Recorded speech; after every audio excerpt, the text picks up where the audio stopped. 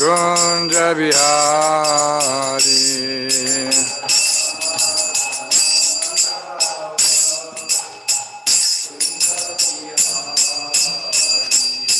Gopi Jana Vallabha Girivaradhari.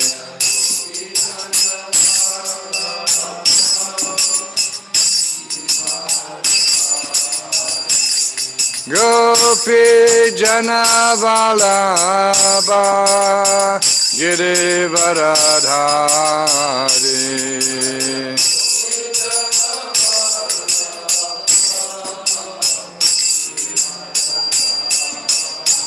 Jachuranandana Braja Janaranjana.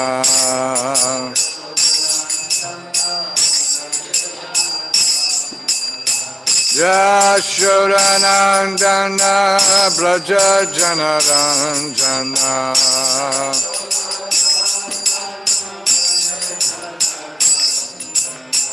Jamuna Tiravanachari.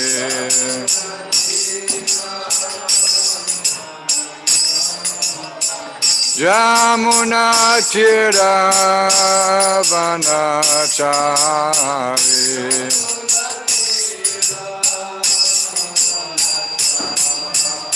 Jaya Radha Madhava Kunja Bihari.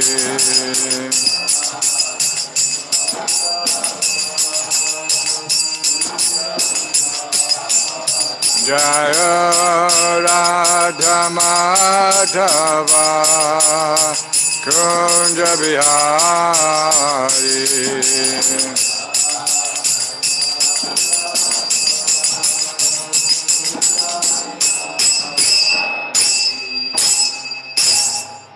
Jayam Vishnupad Paramahansa Parivrajagacharya Astatara Sata Shri Srimad His Divine Grace Abhaya Charanavinda Bhaktivedanta Swami Prabhupada Ki Dina Tilila Pavishta Om Vishnupad Paramahansa Parivrajagacharya Astatara Sata Shri Srimad His Divine Grace Srila Bhakti Saranta Saraswati Thakur Swami Prabhupada Ki Ananta Koti Vaishnava Vrinda Ki Namacharya Srila Haridas Thakur Ki Prem Se Goho Shri Krishna Chaitanya Prabhu Nityananda Shri Advaita Gadadhar Shri Vasudeva Gaur Bhaktivinoda Ki Shri Shri Radha Govinda Gopinath Shamakunda Radha Kunda Giri Govardhan Ki Shri Braja Bhumi Vrindavan Dham Ki Shri Mayapur Navadvip Dham Ki Shri Jagannath Puri Chaitanya Dham Ki Ganga Mai Ki Yamuna Mai Ki Bhakti Devi Ki Srimati Tulsi Maharani Ki Ramaveda Bhakti Vrinda Ki Grantaraj Srimad Bhagavatam Ki Go Premanandi.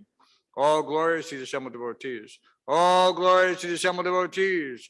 All glories to the Summa devotees. All glories to Sri Guru, Sri Garanga, and Srila Prabhupada. Om Shivaya Krishna Prasthapatale Srimate Bhaktivedanta Swami Namaste Saraswati Namaste.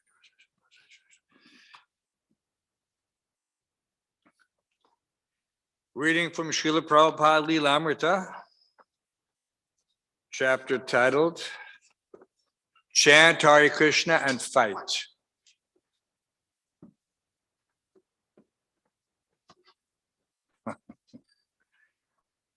So in the old days, everything was done by telegram. Telegram was also not instantaneous. Sometimes a telegram would be sent and would come days later, sometimes after it was meant to come. So this was an unfortunate situation at the time. Unreliable service from so-called government entities. So Prabhupada had a telegram sent from Mayapur to Bombay. Prabhupada arriving Tuesday at 13:50. 13:50 means 1:50 in the afternoon, 10 to 2. Have rooms ready in whatever condition. Big, bold, capital letters. But on Prabhupada's arrival in Bombay, he was so weak that he could not walk down the steep steps from the airplane and airline personnel arranged for him to be lowered to the ground by hydraulic lift. Once he was on the ground, several devotees assisted him in walking. Although he appeared frail, he smiled brightly when he saw the devotees waiting for him at the airport.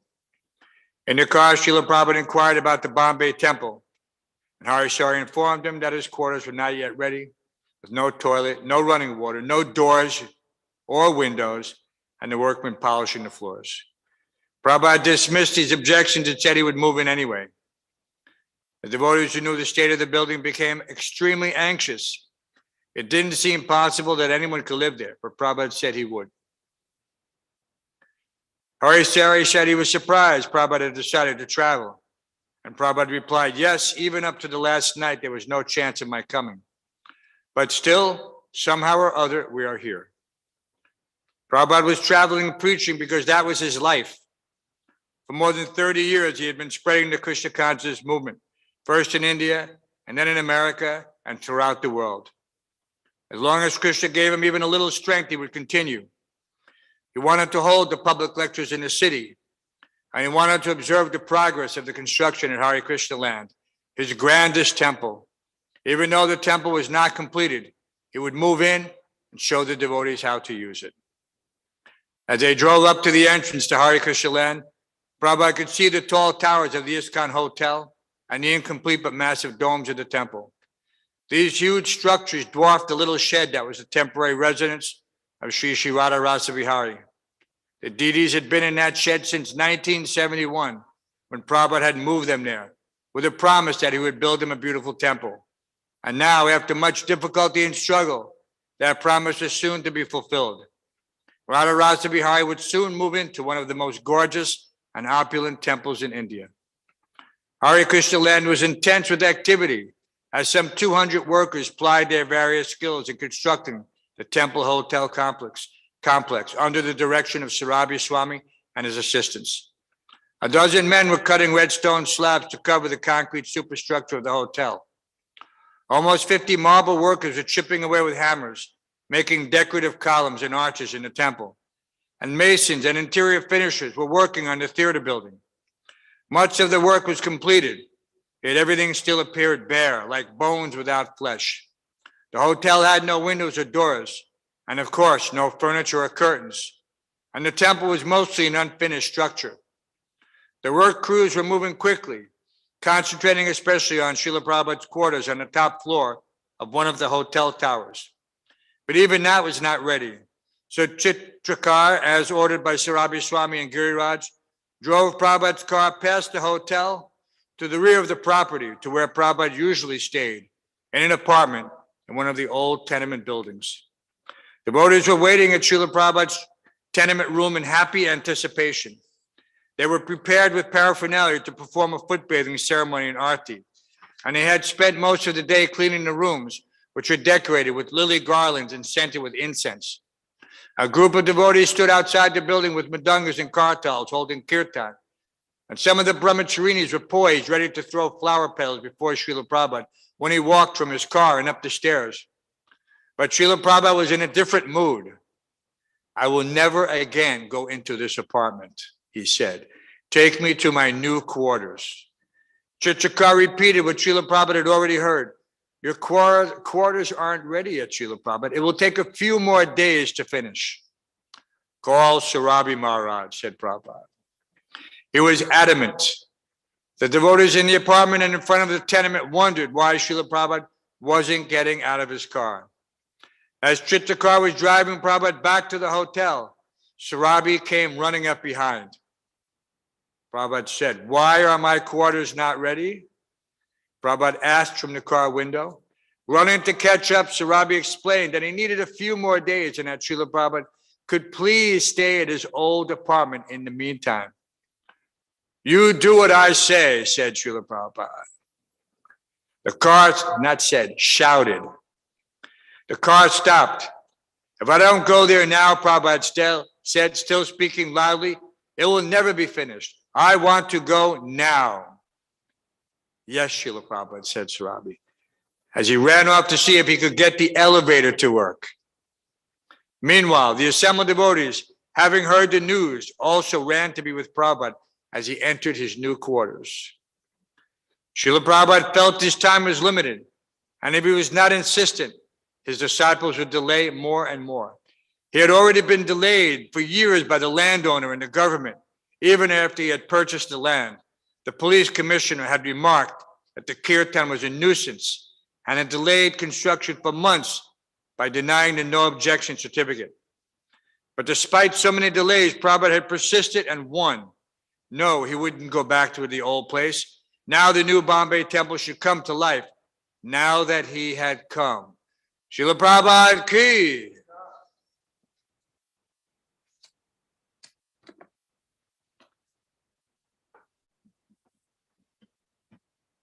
It's interesting that Prabhupada insisted. Nothing was working, but yet he insisted. Since this is his last time he would be there, it's like there are many temples in the world. Very few have temples of Srila Prabhupada where he actually stayed. So Prabhupada's going into the unfinished building and entering into his quarters made that a unique facility. One of the few temples that Srila Prabhupada actually stayed in. So this is another reason. It may not have been the actual reason, but certainly Prabhupada entered into it just like the seed enters into the womb, and he brought Hare Krishna land to life. Very interesting. Om Namo Bhagavate Vasudevaya. Om Namo Bhagavate Vasudevaya. Om Namo Bhagavate Vasudevaya. Reading from the Srimad Bhagavatam, 3rd Canto, 8th Chapter, Text 21, chapter titled, Manifestation of Brahma from Vishnu. Tato nivritto pratilabdha kama. Tato nivritto pratilabdha kama. Swadishnyama sadhya punaksadeva. Swadishnyama sadhya punaksadeva. Shanajita swasana vritta chito. Shanajita swasana vritta chito. Nyashidara ruddha samadhi yoga. Nyashidara ruddha samadhi yoga. Tato nivritto pratilabdha kama. Swadishnyama sadhya punaksadeva. Shanajita swasana vritta chitto. Nyashidada ruddha samadhi yoga. Please chant. Tato nivritto pratilabdha kama. Swadishnyama sadhya punaksadeva. Shanajita swasana vritta chito. Nyashidada ruddha samadhi yoga. Tato nivritto pratilabdha kama. Swadishnyama sadhya punaksadeva. Anajita swasana vritta chito.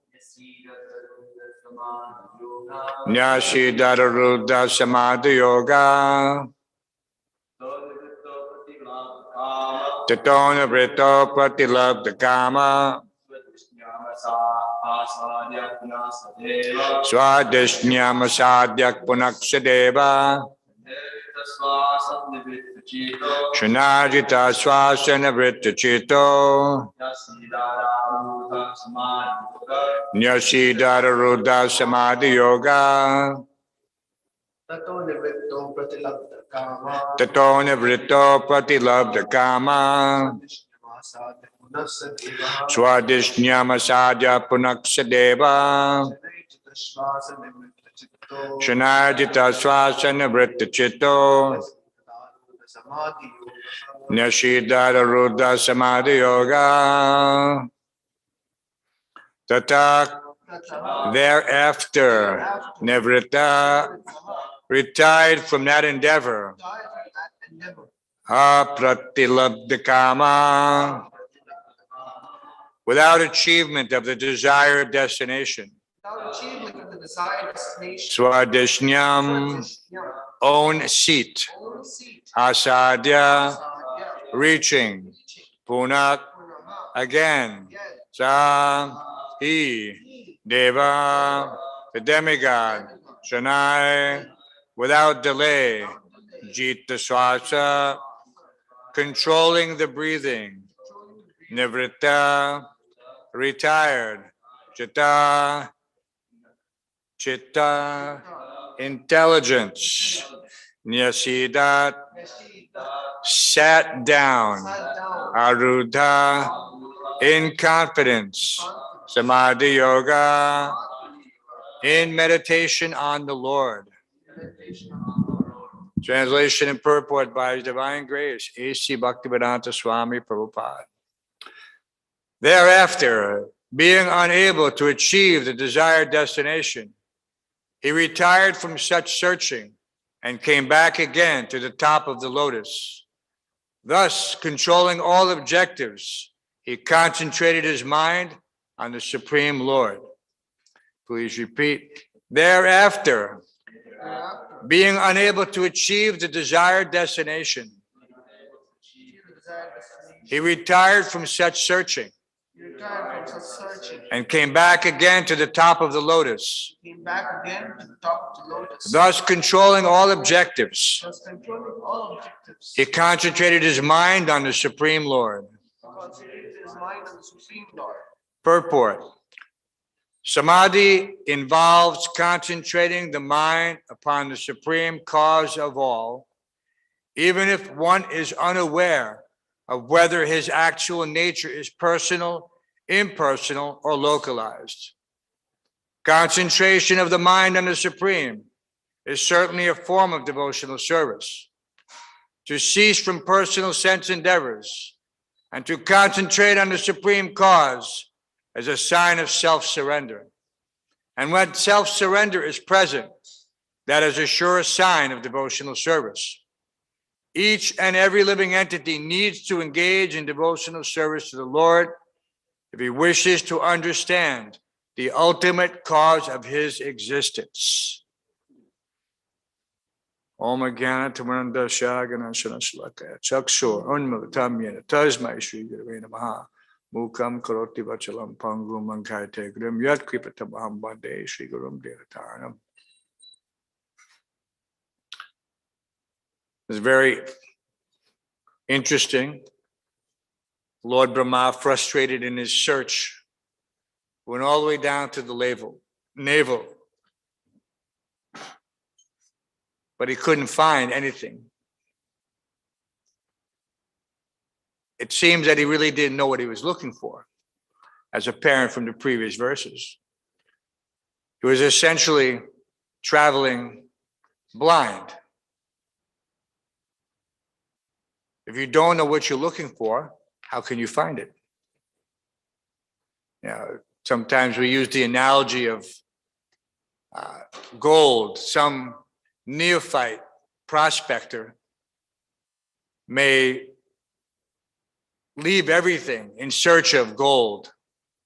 They called it gold rush in the mid-19th century, 1800s. People became completely crazy because, after all, it's Kali Yuga. And gold is the the prime point by which Kali Yuga came into the place of Parikshit Maharaj. So but many people, without having any education in geology or mineralogy or anything, were easily bewildered looking for this elusive, precious metal. And one such, you can say, element, but it's not really an element, is called fool's gold. So fool's gold has the appearance of gold to the neophyte person, someone who doesn't know what real gold looks like. The actual name of it is iron pyrite, fool's gold. You can search it out if you want to know the difference. So many people were so bewildered that they would waste time, money, effort, thinking that they had found gold when actually they had found fool's gold. So named by those who were more experienced. So this is a situation, if we do not know what we're looking for, and that's hinted here. Each and every living entity needs to engage in devotional service to the Lord if he wishes to understand the ultimate cause of his existence. So technically, it's like going to school. So if the person, the prospector, if he had taken the time before setting out on his quest, then he wouldn't have had to waste any time when he reached his destination. He would have known what he was looking for. So in the same way, Lord Brahma, he has to sit down now and meditate, look within himself, to please the Supreme Personality of Godhead by his endeavor. So he can't realize Krishna. He looked, and he has 4 heads, 8 eyes. And we have 2 and sometimes 4, right? When you wear glasses, sometimes they call you 4 eyes. The Lord Brahma had 8 eyes. And he had senses which were not dull like ours. And yet still he could not understand the situation with all of his faculties. But as soon as he sat down and understood that I have to perform some austerity, and what is austerity after all? It's purification of this non-essential material thoughts, material objects, material desires. So that's austerity. So as soon as he sat down and engaged himself in his quest, then Krishna revealed himself. Being pleased that he was serious. So we also have to, what is that? Vyavasayamika buddhir ekeha kurunandana. We have to have focus, one-pointed attention. We cannot have intelligence which is many-branched. This is the difficulty. You see, people are easily distracted in Kali Yuga. They have very short attention span. Everyone knows that. And people are always trying to figure out how to capture the attention and keep the attention of some assembly. People train up for years in public speaking, how to keep the attention. Because people, they're coming, they need their senses gratified. They need to be flattered. They need to be entertained. But this is not the way of real knowledge. Real knowledge, the truth itself is self-evident to those who are actual seekers because their intelligence has been purified. So this is Sometimes when we're on Sankirtan or we're speaking to someone, you can tell whether or not a person has purified intelligence. They can listen. They're actually hearing. You have to set aside your filter, your misconceptions, what you think is reality. So if a person has an open mind and they're a little sincere, then when you speak to them, they can get a little gist of the philosophy. Just enough to wake them up. And of course, this is the key. Everything begins by hearing. And so the devotees have to be expert in presenting the philosophy accurately and intelligently, according to the time and circumstances. This is the endeavor. It's not that you just speak to someone about Ras Leela who walks in the temple door, doesn't know anything, and say, yeah, this is the highest platform. And that you can dance with God. So this is and of course, memorizing shlokas, which is why we chant in the class. Prabhupada said one should repeat at least 10 times, and then he will memorize, at least 10 times. That's why we try to chant at least 10 times in the class, because then it is there. You may not have access to it at this point, but it is there. And gradually you'll be able to, especially if you're preaching. Because Sarvasya Chaham Riddhisani Vishtoma Taksmati Agyanam Aponam Cha. Krishna says, I am seated in the heart of every living entity, and from me comes knowledge, remembrance, and forgetfulness. And he empowers the preacher who is sincerely trying to deliver the message, with this remembrance about that verse that we heard in class, or that verse that I studied from Bhagavad Gita, Nectar Devotion, Nectar Instruction, Srimad Bhagavatam. It just comes. Because you're acting nimitta matram bhava sabyasachi. You're acting as an instrument.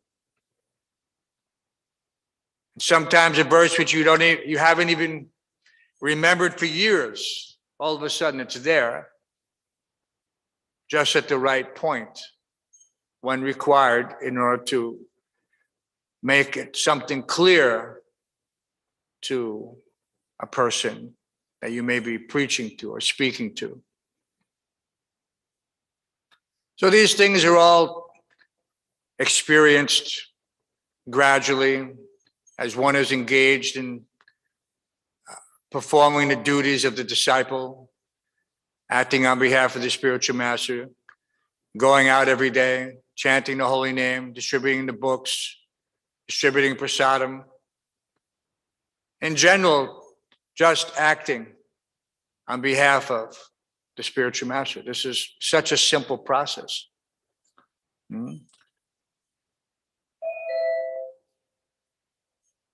Each and every living entity needs to engage in devotional service to the Lord if he wishes to understand the ultimate cause of his existence.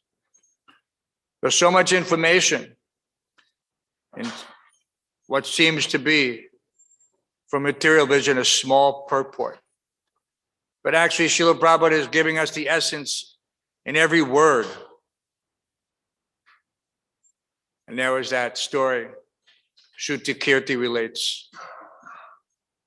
And he said that Prabhupada was reading Krishna book, and he looked up and he said, anyone who reads just one page from this Krishna book, he can understand Krishna.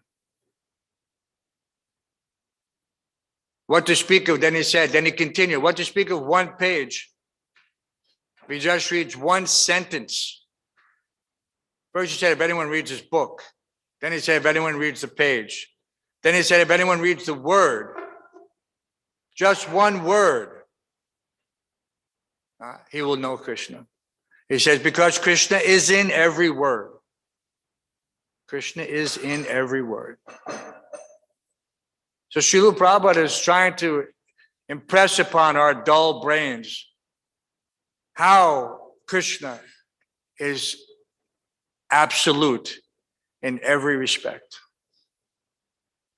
Right? Otherwise, why we're chanting this mantra? Prabhupada used to tell us, when you chant this mantra, Krishna is dancing on your tongue. Krishna is dancing on your tongue. So this is the vision, understanding of the pure devotee, his experience. It is not something that he has to meditate on in order to bring such consciousness from the depths of his subconscious. Sometimes we artificially, just like when we're chanting Jai Radha Madhava.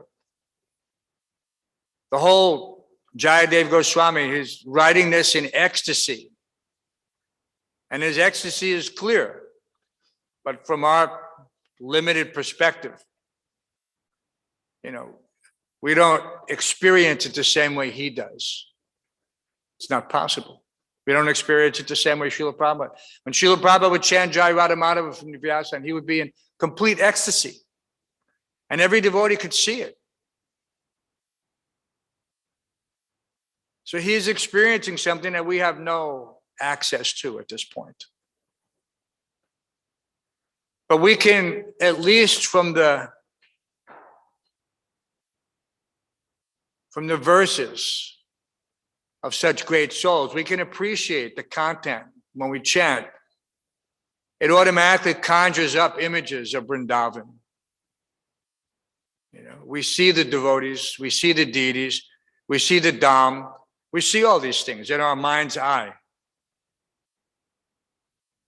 So it is important for us to hear and chant in that way in order to Shravanam, Kirtanam, Vishnu, Smaranam, to remember. If we're not remembering Krishna, it means we're remembering something else. There are so many memories stored there, like we were discussing at Prasadam, Vishnu Jan Maharaj's words. Impure reminiscence. Impure reminiscence. One thinks of something that brings him back to a point of material emotions, contamination, situation, when he was a young man trying to enjoy his material senses.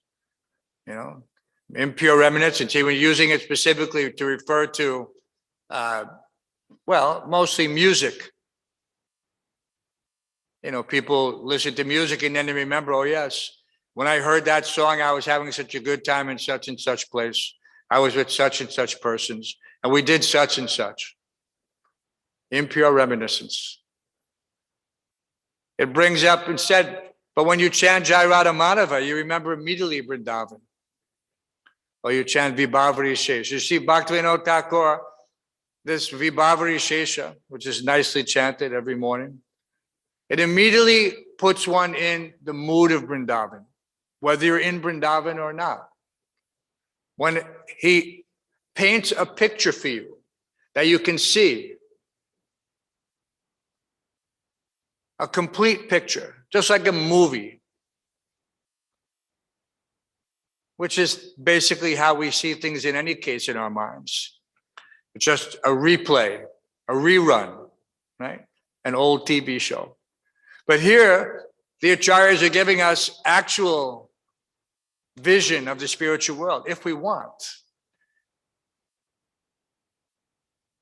You read about the fragrance of the parijata flower, or the fragrance of the lotuses in Vrindavan, which are spread by the air which is laden with moisture from the waterfalls flowing from Govardhan Hill.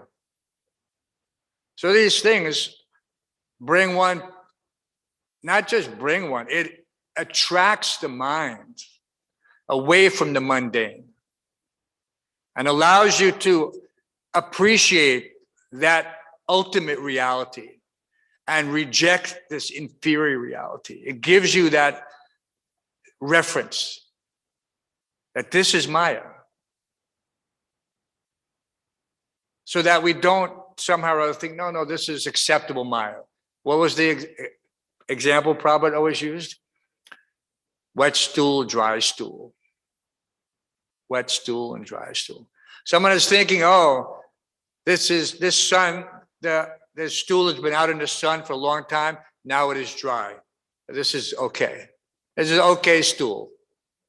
And that stool which is fresh and wet, that is not okay stool. That is wet stool. But stool is stool, Prabhupada said. So this material world is all stool. Wet stool, dry stool. There is nothing in it that is not stool. So if we have this experience and we're reading Srimad Bhagavatam, we're reading especially a Krishna book, when Shruti Kirti was saying, just to read one word, Shruti Kirti also said that in that same year, Prabhupada had said the same thing about nectar devotion and Bhagavad Gita. If one just reads this one book. But it's a fact. It comes down to that Krishna is in every word of these books. And we have that example. Srila Bhaktisiddhanta Saraswati Thakur, his birth anniversary is tomorrow. He lectured for 3 months on one verse of Srimad Bhagavatam. 3 months on one verse. Because these verses can expand unlimitedly depending upon the vision of that pure devotee. He sees so much more than we can see. So much more.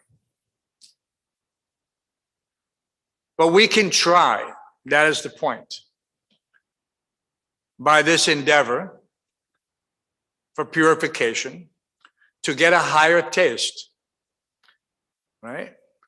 Achieving such higher taste, and he gives up everything else. What's that verse?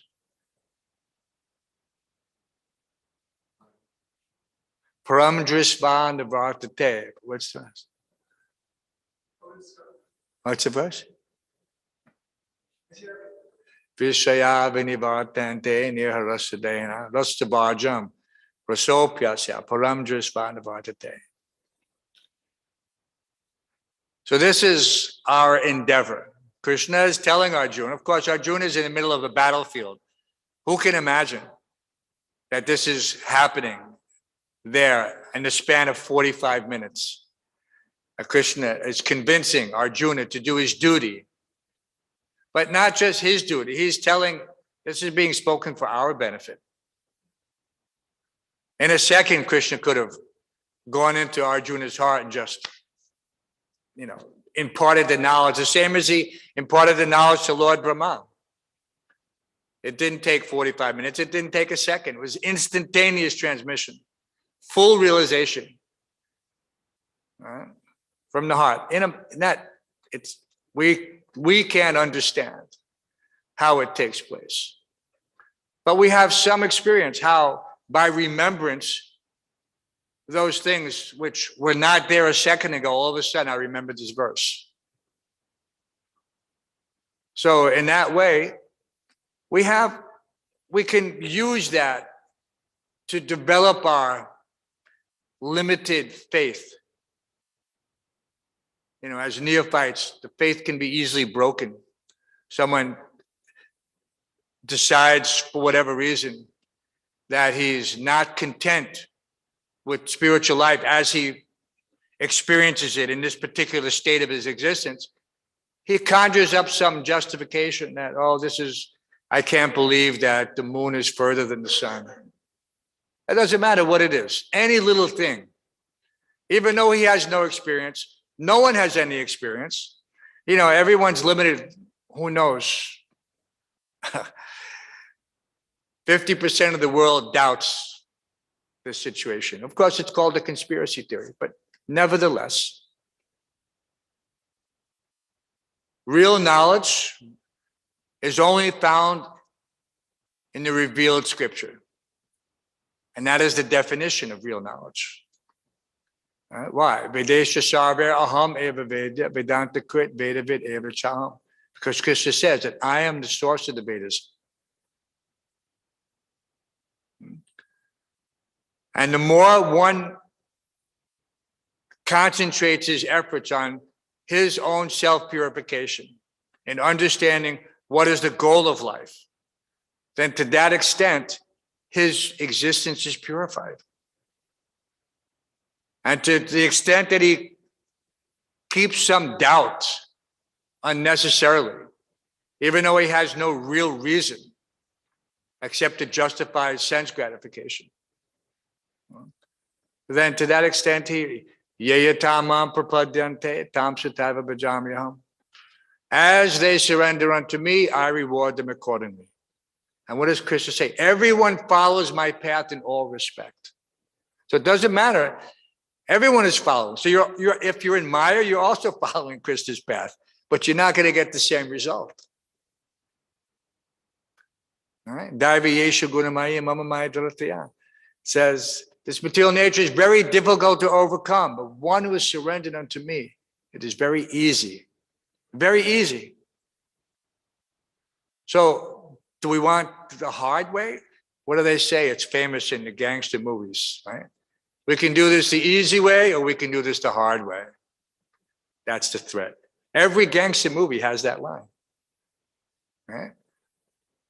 Usually involves somebody, either visibly showing a gun or implied that there's some superior means of, how can you say, impressing the point.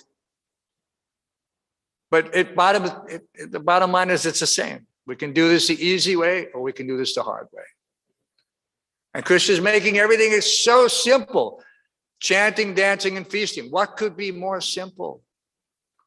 But still people are like, no, I don't want this. They'd rather go and struggle hard in the material world for a subsistence existence, for the most part. Some people will become millionaires according to their karma. Billionaires. Right? That's there. It's also a wasted life. Those in the mode of goodness, what happens? They take birth again in a human form of life. That's their reward. After suffering and enjoying in the heavenly planets, again they take birth.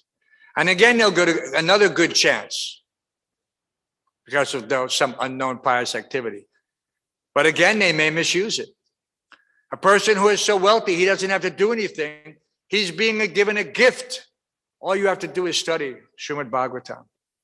It's like Rupa and Sanatan Goswami. Dabir Kas Sakra Malik. They had sufficient money. They didn't have to work. They brought the Brahmins into their home and they read Srimad Bhagavatam.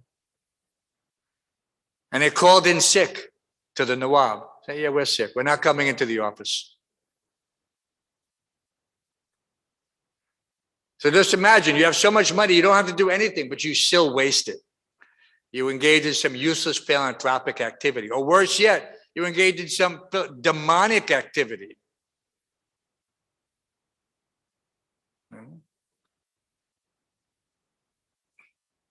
These people, they're such rascals. They think they know everything. They think that just because I'm rich, I know everything.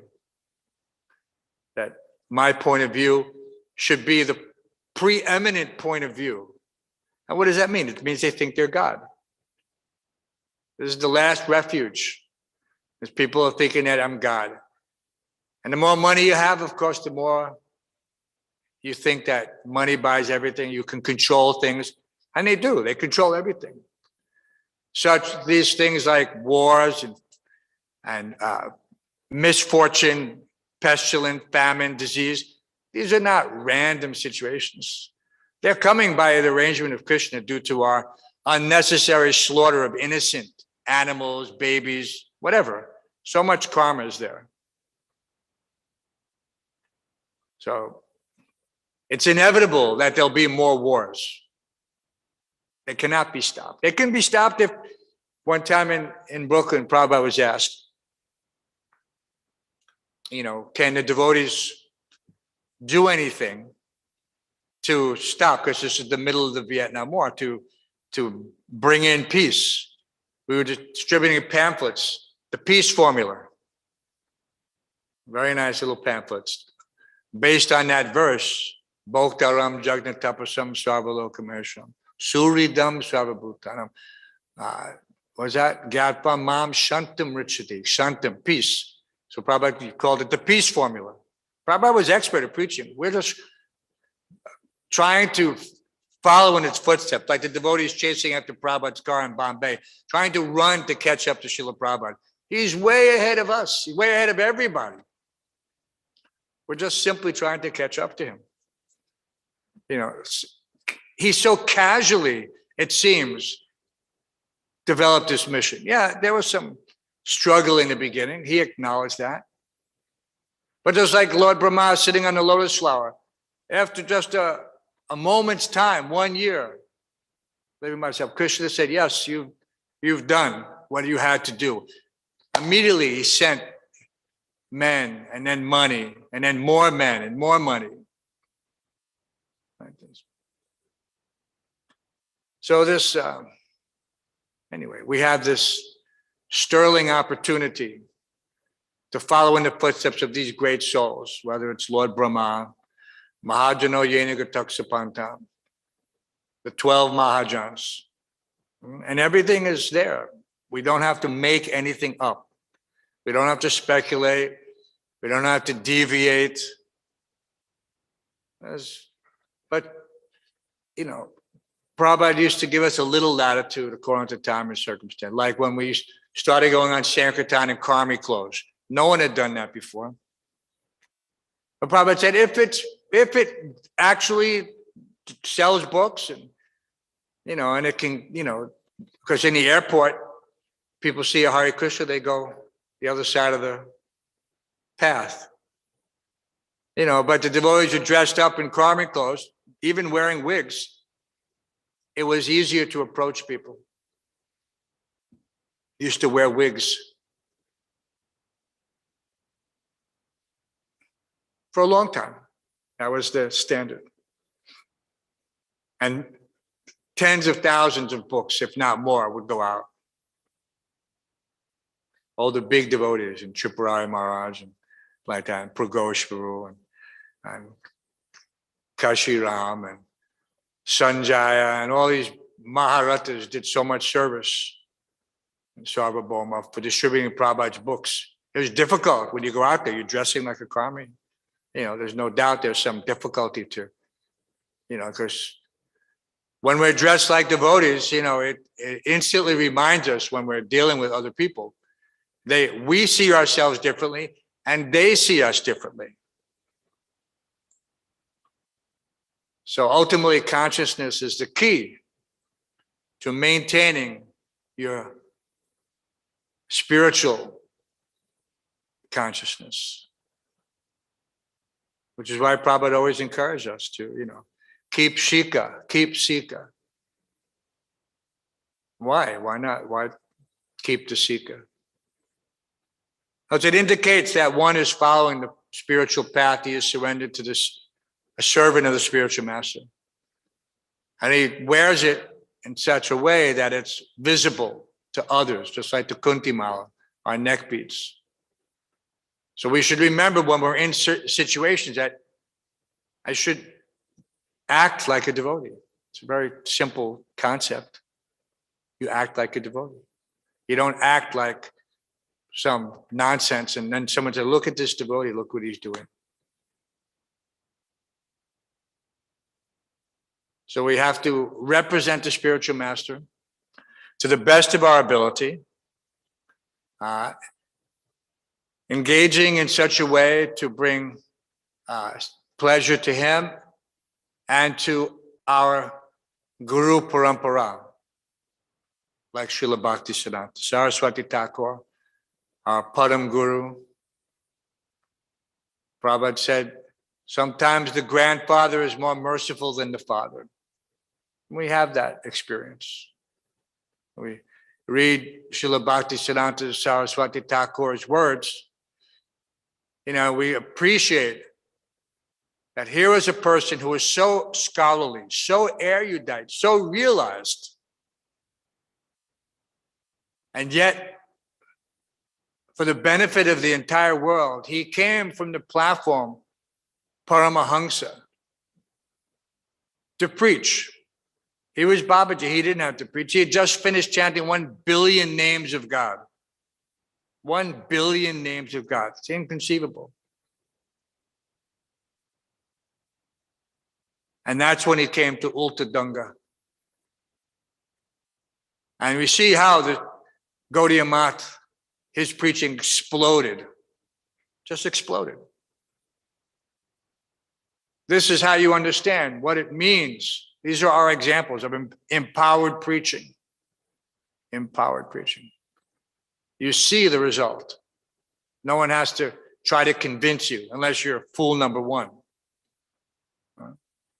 We don't waste our time with such persons who come and cannot appreciate. You know, you have to make sure that when you're speaking to someone, you're not crossing any lines where they're going to commit offenses because you're telling them something that they can't understand with their limited intelligence, and then they dismiss it offensively. So you have to be a little careful. We want to attract people to Krishna, not push them away.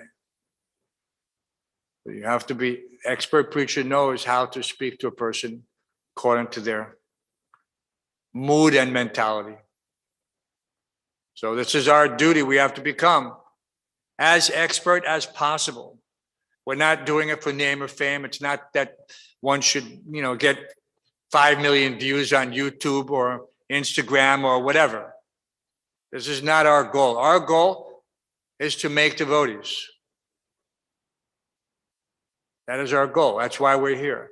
To bring others into the association, to give them the opportunity to go back home, back to God. No other reason. Not to make money, not to do this, not to that. No. To give them the opportunity. This is the Vaishnav's mercy. And we see it there in the Bhagavad Gita. The definition that, you know, we see that great, even young, seemingly 5-year-old boys who declare that, you know, they are so compassionate, they don't want to go back to Godhead unless they can take everybody with them. And who is that? Was it Vasudev Dutt in Chaitanya Lila? Who didn't want, he said, I want to take all the sins of the world. Let everybody else go back to Godhead, and I will stay. This is the compassionate devotee. Nobody can understand. But it is there. It is there. Everyone, even the Christians, have that saying, that greater love hath no man than he who lays down his life for his friend, brother, etc. So this tendency to sacrifice for a higher cause is there innately because of our spiritual nature. That is what I mean. So, but we have to dovetail that. It's not that we have to die to save someone. No. We can save many people, you know, without having to sacrifice our own life. But the devotee is also willing to sacrifice his life, if necessary, you know, for the Supreme Lord, for the spiritual master, but if necessary. So any questions, concerns? Should I read the shloka again? Thereafter, being unable to achieve the desired destination, he retired from such searching and came back again to the top of the lotus. Thus, controlling all objectives, he concentrated his mind on the Supreme Lord. Arjuna, it's your homework. You have to find out, is that person in Chaitanya Lila, if that was actually Vasudev Dutt? Yeah. It was Vasudev. Just want to confirm.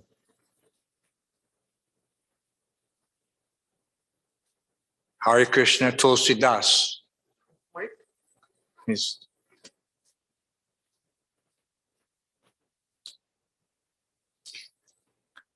if you yell, I can hear you, but then nobody else will. I remember this past time with Vasudeva Datta. After hearing the mood of Vasudeva Datta, Lord Chaitanya said, with this mood, Vasudeva Datta bought me. And now I'm his property and he can do with me whatever he likes. Just see. So the Supreme Lord is purchased by the devotee's devotion. He's purchased by the devotee's devotion. I wanted to ask in regards to, you said our goal is to make devotees. So how do we make the devotees?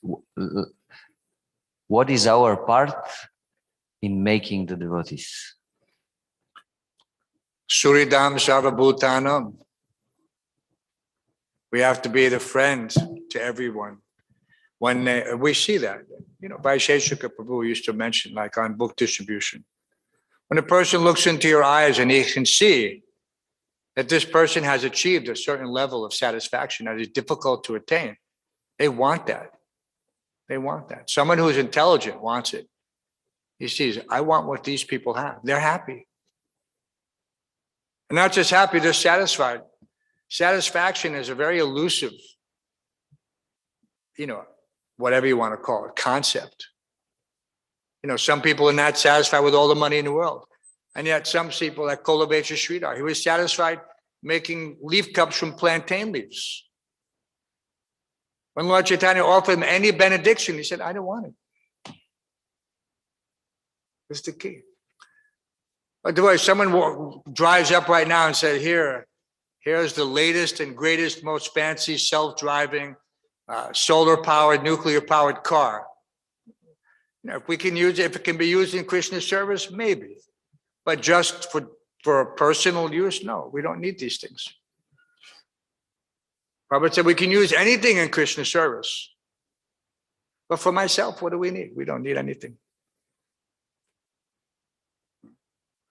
So we have to just understand that principle, that we're the spiritual master Krishna. Krishna is the friend to every living entity. So we have to demonstrate that. We have to exemplify that. We have to be generous in all respects with our time and efforts. Not that we waste time or effort. Sometimes we see on Sankirtan, someone wants to talk. They don't want to take the book. And Prabhupada said, what can your 3 minutes of talking do? Give them the book. So that's the key. We shouldn't be flattered that, oh, I'm such a great preacher and I'm going to talk to this person for 45 minutes. And what can your talking do, Prabhupada said. If you're a pure devotee and, you're an expert, sometimes, and the person is submissive and they want to hear it, that's one thing. But if you're doing it just to satisfy this propensity to speak, what's that verse? First verse. Jiva Vegam, Manasakoda Vegam, Vacha Vegam, Manasakoda Vegam, Jiva Vegam, Uttara Uposta Vegam. One has to control the urge to speak and the mind's demands. The urge to speak and the mind's demands. So there's first two things. But these things happen gradually, not instantaneously. But you can see how quickly it can happen if one wants it to. There was one we were discussing the other day. Why does one person come in, seemingly have the ability or to memorize shlokas, to grasp the philosophy, to engage wholeheartedly, and it's understood that this person was a devotee in another life. This is clear from the scripture. Suchinam Srimatam Gehe.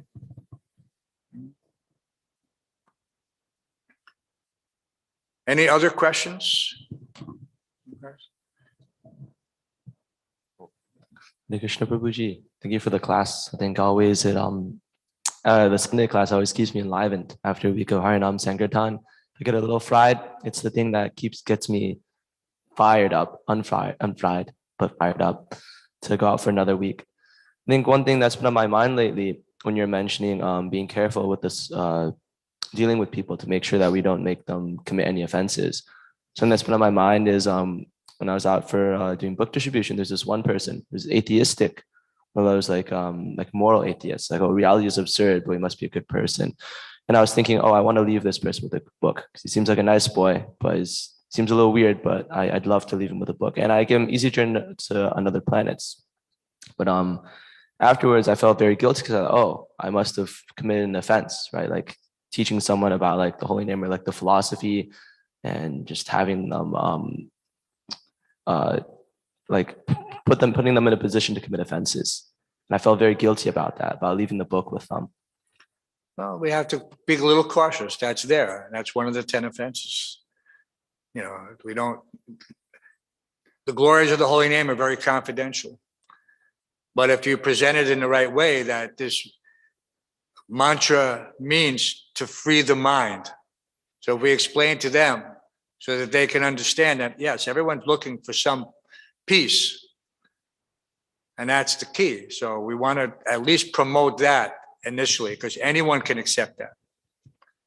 So the glories of the holy name are something else. But to get someone to chant the holy name, that is a great benediction for them, to get them to that point. Yes, Mr. Arjun Anand. Hare Krishna. So you were saying about how sometimes we still have impure reminiscences, if that's the word. I don't know what's the Mr. word. John Maharaj said it. Yeah. So usually, and you're also mentioning in the same context of how people, after practicing Krishna consciousness, they may feel that they're not content enough.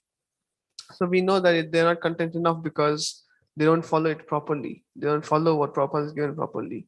So how do we help those people, those devotees who already have the knowledge of what Prabhupada has spoken, but because they have the knowledge of what Prabhupada has spoken, it's easier for them to twist and turn what Prabhupada has spoken in their defense to justify what they're doing. And finally, they don't do it.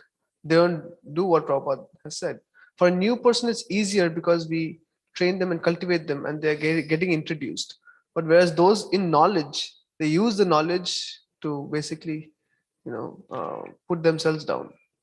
How do we help them? Well, for those who are, a person who's twisting it has some ulterior motive,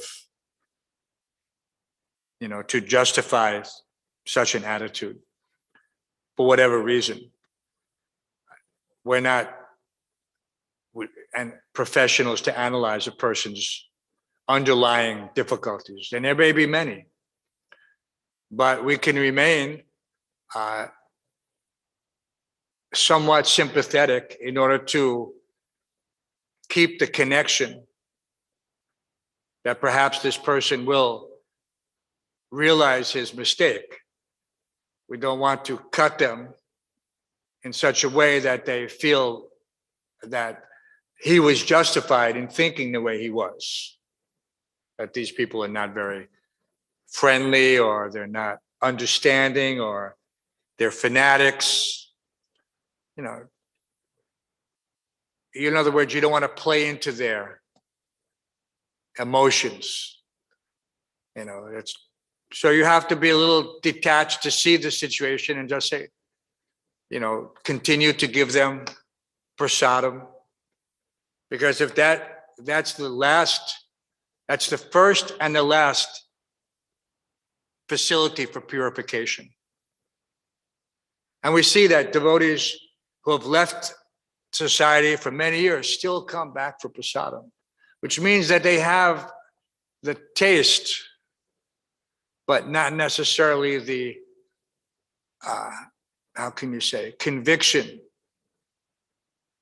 that would allow them to have the realization of what is my actual position, my relationship with Krishna.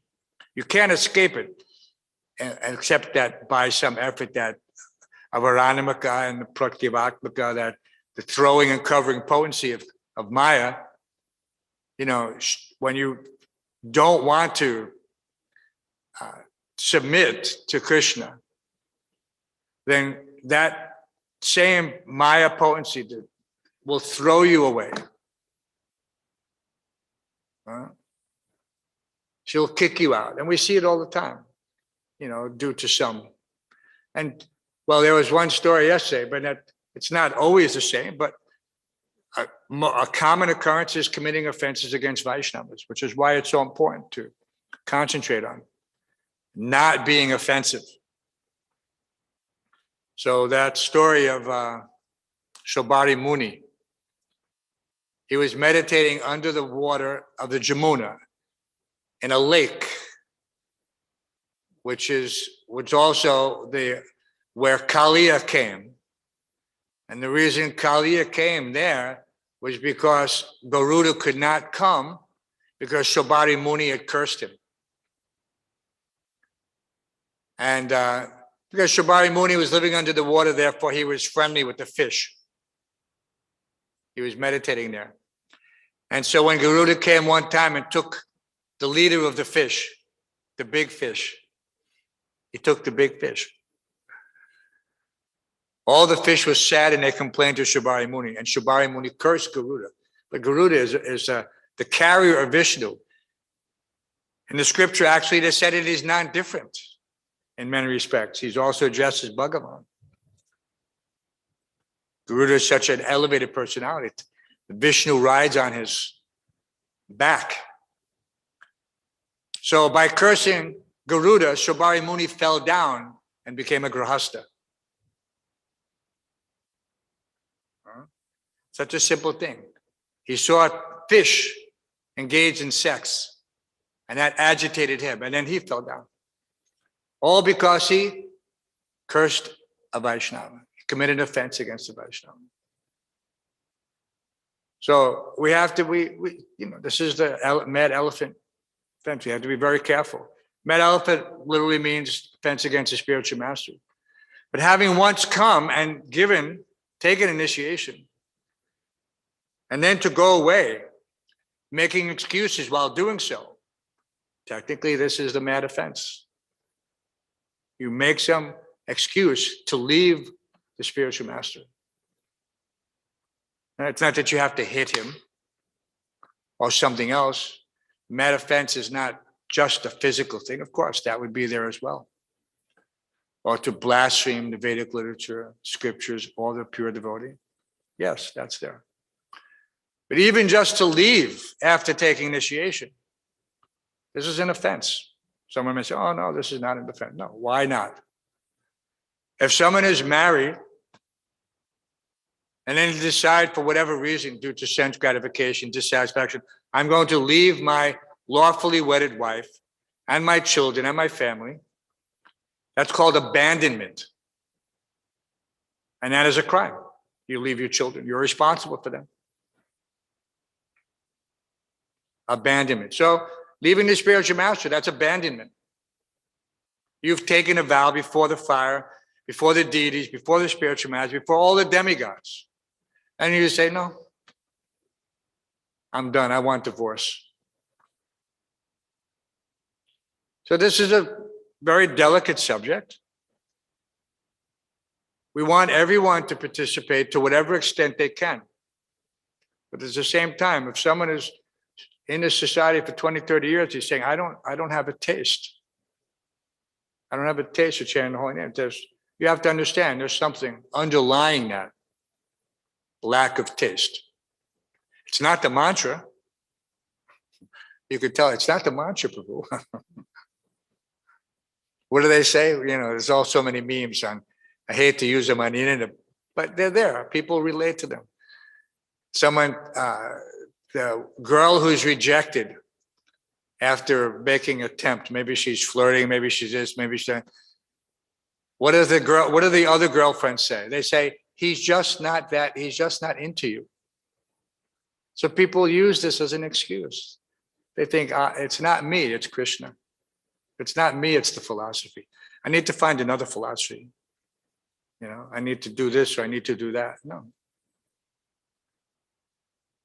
Everything is directly proportionate. Ye yata mam prapadyante. As they surrender unto me, I reward them accordingly. Krishna says it right there in Bhagavad Gita. We can dance all around it as much as we like. But the truth is the truth. And in the assembly of devotees, we speak the truth. Right? And then, but we remain friendly to everyone. This is the key. We remain friendly to everyone. Everyone is at different stages.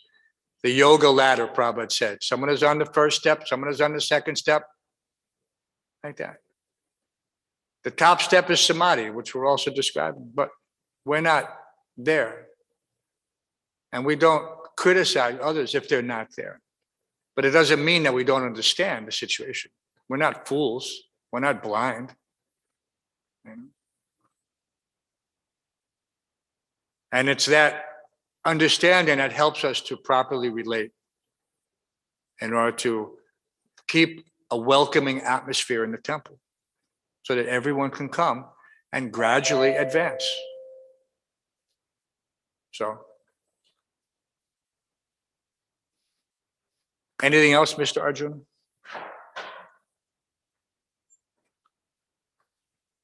Mr. Jimmy, anything else? Make it, sometimes it's a little low. You can't hear the mic, but it's, Hare Krishna. okay, put it close to your mouth. That's why they have a windscreen, Hare Krishna. which we should occasionally wash. Hare Krishna. That's good. Yeah, just keep it close. Yeah. So I was also, I want to ask about developing truthfulness. Something that I've been struggling with lately is really being fixed and keeping my commitments or promises. That's something I felt very guilty about. Is I'll say, like, with Bhaktanay over here, I said yesterday, hey, I want to read with you at 12:30. But then I was over here during the Arati and I got caught up. And I feel very guilty about this. But I think that I want to ask, how can I help overcome this problem? How can I overcome this obstacle? And also I promised Tulsi Prabhu that I would do 50 push-ups yesterday as penance for missing the Friday class, but I have not done those 50 push-ups yet. And I'm just a cheater, and I want to understand how I can dispose of this cheating mentality. You know, another name for Arjuna is Gudakesh. Means he conquered sleep. And of course, conquering sleep is not an easy thing. Initially, devotees somewhat struggle because we're minimizing our bodily necessities. We're sleeping only as much as necessary, eating only as much as necessary. And we're working hard for Krishna. So sometimes the body needs a little extra sleep. But we should arrange our schedule in such a way that we're awake at the times we need to be awake. And that generally means taking proper rest, not over endeavoring for those things which are difficult to attain, but just doing our service in a regulated fashion, not eating too much. If one eats too much before he takes rest, then of course the body will sleep very heavily. And Prabhupada recommended that we not eat heavy at night. You know, so you can eat as much halva as you want, but just don't eat it so late at night. Eat it at a time when you can best utilize all that fuel, like just before going on Sankirtan. And you burn up that energy. And yes, the mind in the beginning, this sleep comes about because we're more attracted to other things than Krishna. You know, we can read some mundane literature and not fall asleep. As soon as we try to read the scripture, because the mind is rejecting, and the mind is, what is the mind? In the material world, we have to control the six senses, which include the mind, because Maya has complete access. She can hack your brain anytime she wants, and she does it every second. She's always trying to take over your server. You know, in the material, they have all these things. Denial of service attacks. So there, we have our intelligence. It's trying to come out according to our realization. And Maya is trying to suppress. And she does that by, specifically, when we're trying to do something spiritual, chant the holy name, read the script, all of a sudden we're sleepy. I wasn't sleepy a moment ago. I wouldn't be sleepy if I was surfing the net. I would be wide awake. I'd be looking at all these things because this is like an amusement park for the mind, is scrolling, you know, through the pages, through the Instagram. The mind is, oh, look at this, look at this, look at this. Yeah, this is just. When you're trying to use the mind, like exercising a muscle, like doing push-ups, see, all of a sudden it becomes tiring because we don't have the sufficient spiritual strength yet. So you have to exercise the mind in Krishna consciousness by remembering, right? Smaranam. You have to remember. Prabhupada was saying, chant these shlokas 10 times. We used to carry around index cards with the verses that we wanted to memorize. And whatever we were doing, we would glance at the card, repeat the shloka, and then continue doing what we were doing, whatever it was, out on book distribution, riding in the subway, anything so that the mind is engaged properly and you're exercising it. You're actually exercising. Why? Because by remembering these shlokas, getting ready for preaching, showing Krishna that we're sincere. All these things add up together. They're all cumulative. It's a foundational process, and you build on it. And then we're not trying to imitate Srila Prabhupada, who could sleep 2 hours in a day and 2 hours at night. We can't do that. But we see that even in his, Prabhupada came to America, he was 69, 70. And, we think about that, how all of a sudden now I'm 70. And, there's a lot of times, what does the mind say? Go take rest. And you have to fight it. You have to say, no, I'm just going to go and I'm going to go fix something. Because this is what happens. Maya can influence you in so many ways. And the easiest way is for her is to dull you by making you think that, no, I need sleep. No. There's the Navy SEALs, just for an example, it's getting late. They go through a very strenuous process of elimination and qualification. And one, not quite, I guess it's a little bit beyond midway, they have something called Hell Week. And Hell Week means for 7 days, you exert yourself physically to the point of exhaustion. No sleep. No sleep. And many people just drop out at that point. They ring the bell. But this is happening to the devotees all the time, in one sense. And Maya is just trying to make you quit. So you have to have that vyavasayamaka buddhi, that one pointed attention, determination. This is the key to everything. We can repeat this unlimitedly, but one has to exercise that determination by rising early, we used to take cold showers, but rising early, chanting and engaging, that builds the determination. It builds you a reservoir of strength, like the SEALs in their preparation for Hell Week, to go without sleep for a whole week, practically speaking. So this is where chanting, dancing, and feasting, this is a simple process. There's no Hell Week for us. Every day is another day in paradise. Any other questions?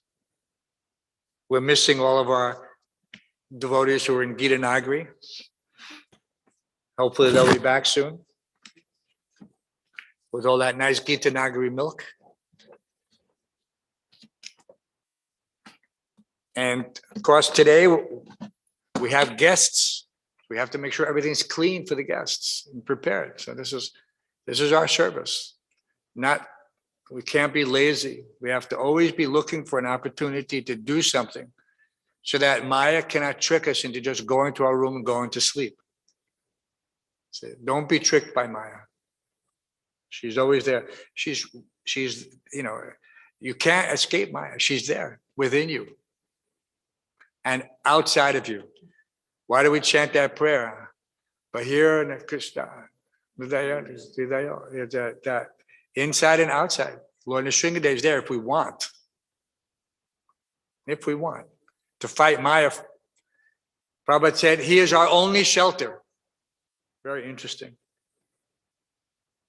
Prabhupada said, our only shelter is Lord Nrsingadev. So take advantage of that shelter. Srimad Bhagavatam ki, Srila Prabhupada ki.